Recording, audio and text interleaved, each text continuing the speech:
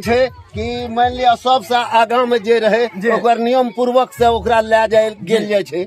अब वही से पहले जो अगर दोसर तेसर अगर आगू चल गए में ओकरा क्रोध भए गए कि हम जो अगर पंथ लेके आगू सब कुछ लेके चले छिए तो हमार आगू किया गए दोसर। देखे जैसे कैमरामैन भाई कहना चाहूंगा, थोड़ा बाबू के बगल हो जाइए, देख सकते किस तरह माता जी यहाँ पे क्रोध होके अपने शरीर को ही तंग कर रहे हैं और किस तरह अपने शरीर को तोड़ रहे हैं और काफी क्षति पहुंचा रहे हैं अपने शरीर को। जैसे कि अभी देख सकते हैं यहाँ पे काफी मेरे बड़े बड़े भाई लोग हैं जो किस तरह माता रानी को खुश कर रहे हैं। देख सकते हैं अभी कैमरामैन भाई से मैं कहना चाहूंगा, थोड़ा सामने आके दिखाइए यहाँ पे किस तरह कर रहे हैं। और देख सकते हैं यहाँ पे बतावा चाचा, जे माता इतना क्रोध में है एकर की रीजन छै, की मांग रहल छै?